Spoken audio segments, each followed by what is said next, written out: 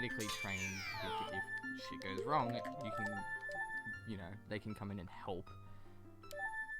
And then once you're, you know, done or whatever it is, everything can be disposed of properly, cleanly, like done properly, and then they can also be like, listen, this is not a good path. Here's some actual help to get like off that shit. You want harm reduction and prevention.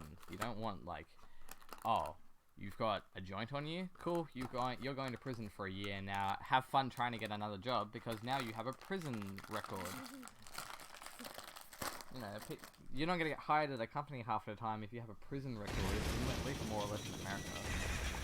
Because you just don't. So then, the prison system isn't for rehabilitation and making you actually, like, think about your choices and gaining skills to then go out and, once you're released, do something productive and positive rather than something terrible that you did do. It's instead focused on just punishment and fucking people over, which is when people are released, what happens half of the time? They go back into crime or they go back into prison. Because they can't get a job because no one wants to hire them because they went to prison. So, where's a place where you don't need a resume? Crime.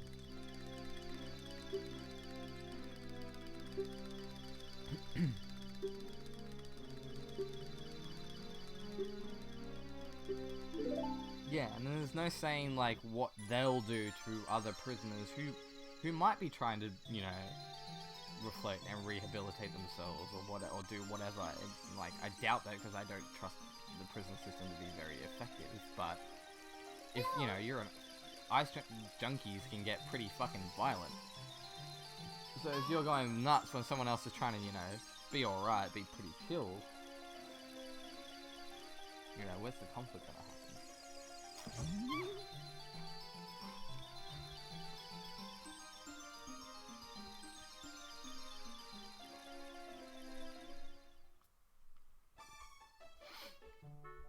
Sorry for those who, you know, don't care about this topic or conversation. It's just something I'd like. Feel like there's a lot of misconceptions around things, especially around people who might not know stuff. There are resources out there where, you know, you can read a bunch of different stuff. I'm sure that I have an element of bias, and I reflect that, but the more and more stuff that keeps coming out, the more and more reasons to me I see it being just dumb. Like, even with, like, you can look at America, or you can look at like certain states in America, or even Canada as a whole. I think at one point in Colorado, once cannabis was legalized, so many people were buying it that they had too much money in the tax, like in the bank, like from the government. The government had too much money. They had a problem that I've never heard of this problem, where you have too much money. So it gets to the point where then, like, that's bad for the economy if all the money then just goes into one spot, because then, like, inflation happens. At least in that little bit of, you know, the town or whatever. So then they, you know, you give everyone tax cuts. You spend all that money on improving infrastructure, building new stuff, doing whatever you want to do with that money, because you need people to build stuff. And people want jobs. You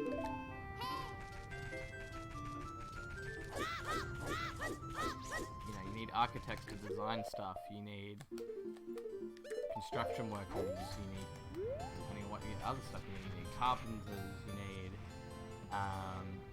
engineers, you need, and depending on what you're building, you can get fucking physicists and shit involved.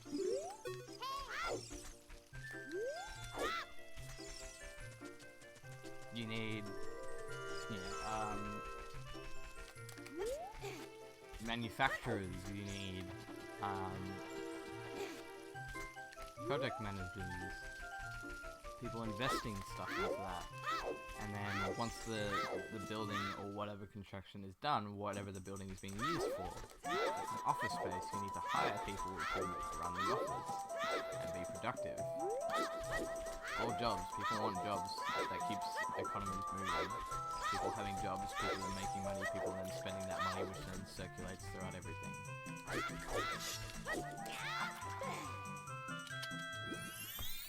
Fucking fair dinkum. So on that point then, why wouldn't you want to legalize cannabis when there's definitely evidence out there to support both negative and like positive effects? But you know, if we're gonna bring in the negative effects argument, then why aren't cigarettes illegal and shit? Because they kill more people than per year, and alcohol kill more people than per year than any other substance. Is that because it's illegal, or is that because it's a terrible drug?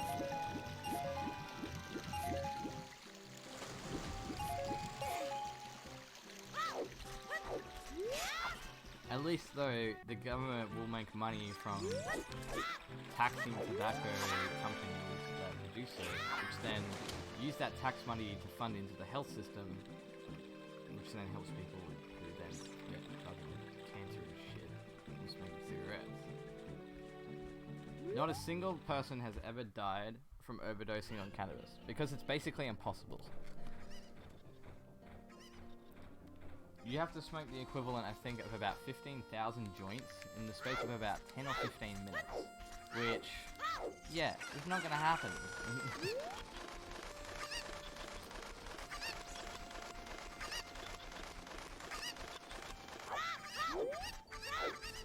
That's not to say people haven't died from cannabis-related dumbness, like driving under the influence, or, you know, the same sort of mistakes that can happen when you do any substance abuse, I guess, but no one has ever overdosed.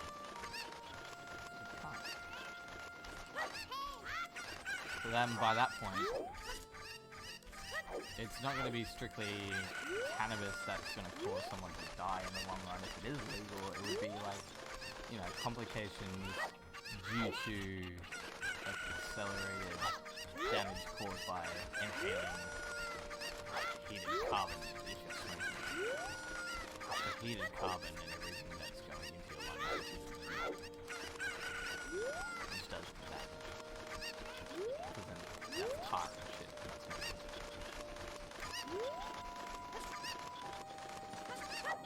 But again, if no one ever really seems to care about how many people die per year all over the world from alcohol and tobacco, and then you shouldn't really care about how many people would die from marijuana, which would be zero anyway.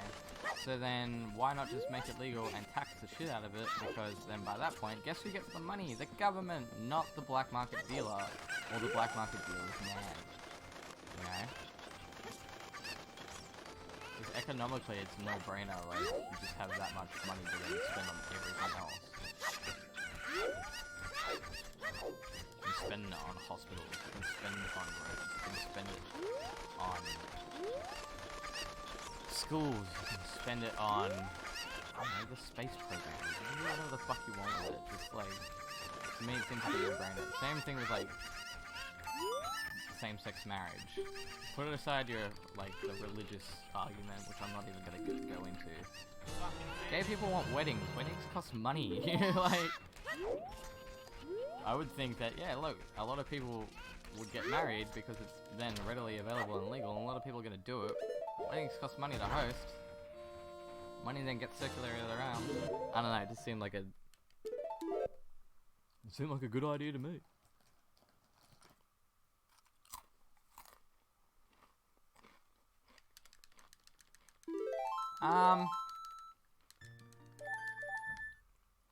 That's hard to say. I think it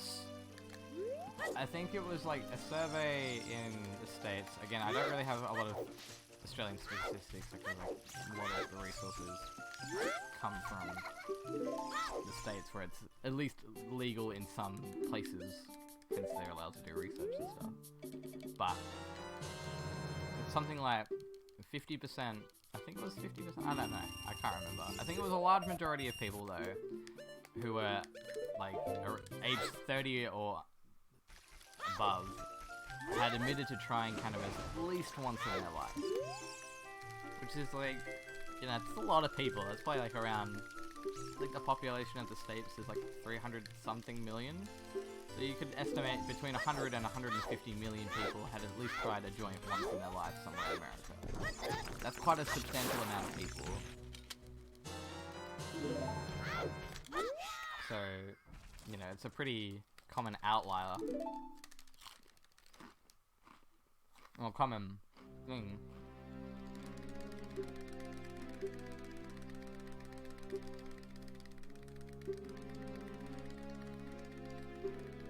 Because Toasted lives in Cali at the moment, which is, I think, well, it's medicinally legal, I think, there.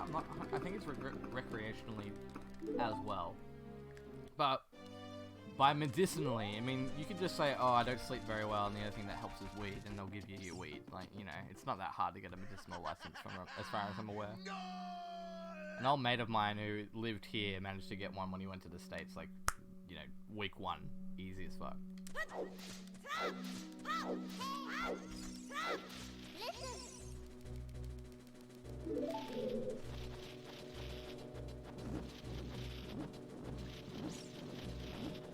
I mean, hey, if you've already, like, thought in your head, I don't need this substance, or, like, I'm not interested in whatever the effect is, if you're gonna go into it with a mindset that seems negative, like, this is why I would never try, like, any other drug other than basically bud. Like, I would never want to do. I'm terrified of needles. Heroin is a big no-go. Same with anything like that. I never really want to do like hallucinogens. I think that's more of a scary sort of thing. Like, that's just not for me. Other people are very different.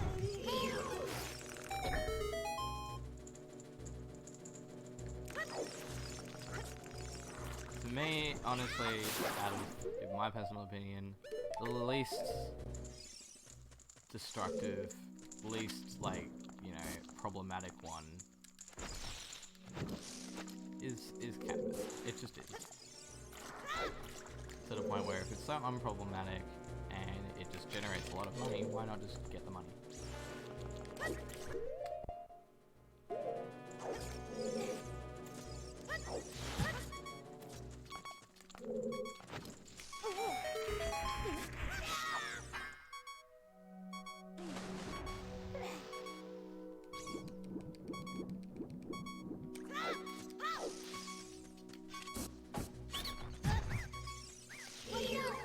Educating Howell on Australian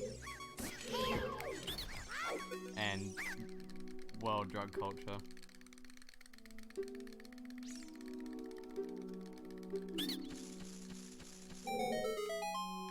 I don't think, okay, 100% honest, I have never tried a substance and regretted it. Why did I pause? The greatest thing about bud, right? If you're having a bad time, it's not gonna last all that long, you know? If you get drunk and you have a shit night and you get sick and whatever, you're sick the rest of the night, you fall asleep and you wake up feeling like horrendous shit.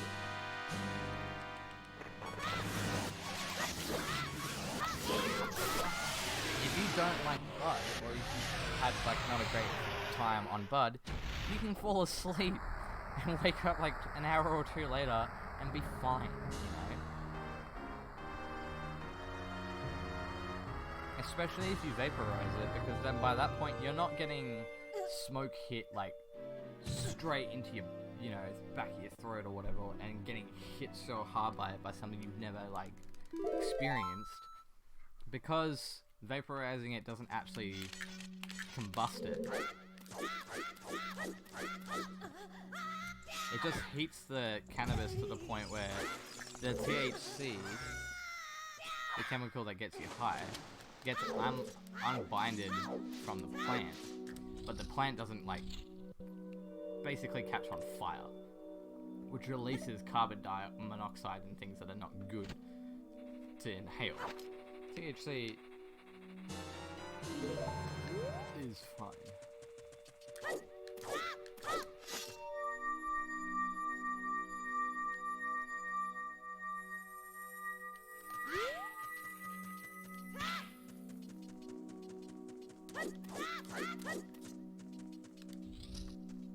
Fucking fair dinkum. Like, no doubt that if you know, smoke a shitload of weed the night before, you could get pretty groggy the next day, but that was probably also due to other factors, like, yeah, you didn't drink enough water, or you got not REM sleep because having cannabis or THC in your system doesn't let you achieve 100% REM sleep.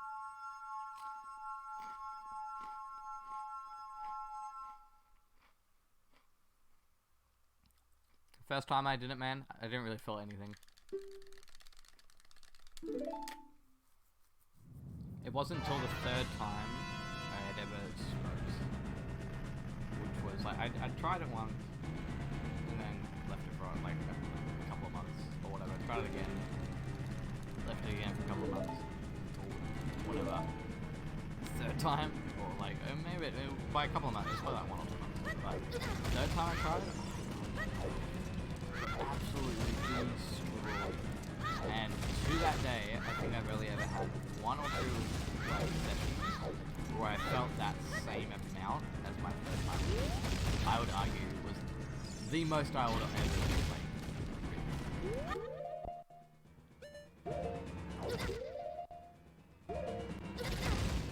Unless I do like, you know, oil, which I don't think I'll really do.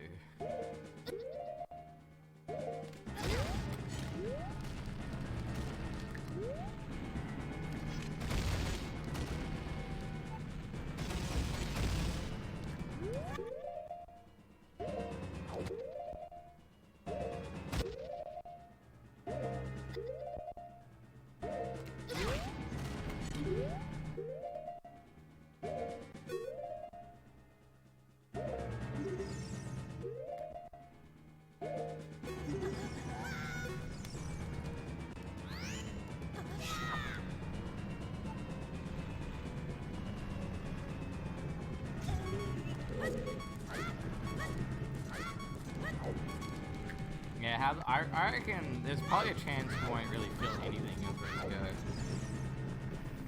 Especially if you vape it.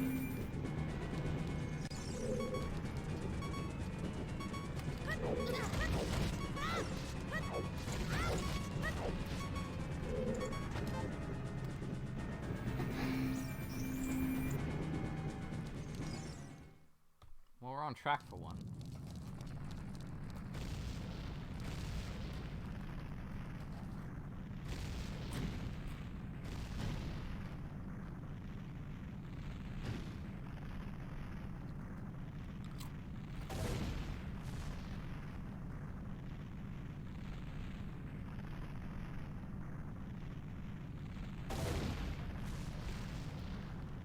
I don't like to toot my own horn about it, but I reckon I'm a fine example of someone who participates in that kind of activity and is completely fine. Like, I don't really have a reason to stop because I don't see that much negative effect out of it. The amount I spend on it is for 2 people, and the amount you could spend on any other vice or substance or whatever would be like more. Plus it helps my appetite and stuff like that, so... Plus I like the feeling. But I finished school, I have a diploma, I have a full-time job, I have a stable relationship, I have a hobby,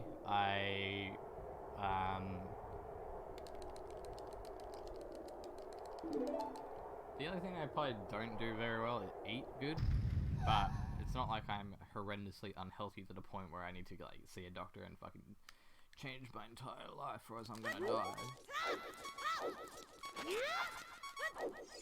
I don't stay at home and skip work to sit at home and, you know, smoke all day. I don't, on my days off, sit at home and smoke all day. I actively go out and do stuff. If I'd have to go off it for a couple of days, it's hard for me, yes, but it's more because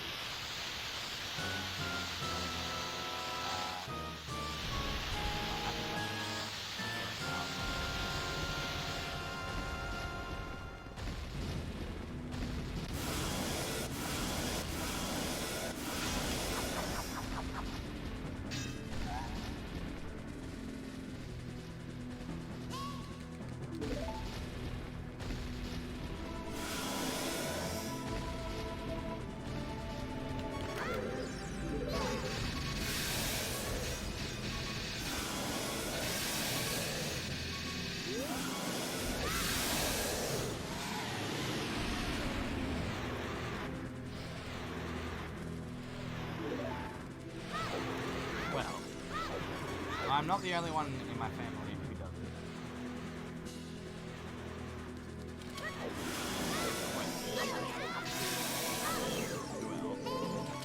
But their philosophy for it is that they know where I am.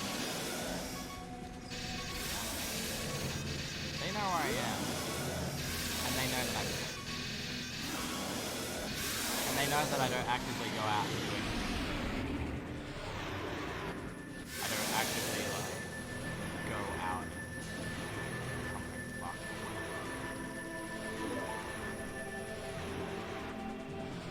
They have the philosophy of, I'm an adult, I have choices and consequences with it. There are consequences. But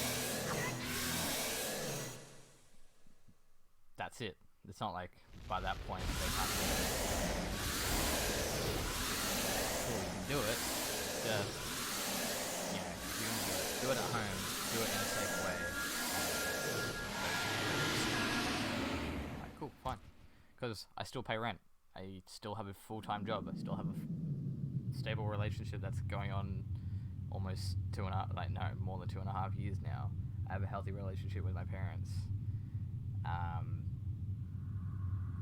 All that sort of stuff. Like, it's fine. But hey, look,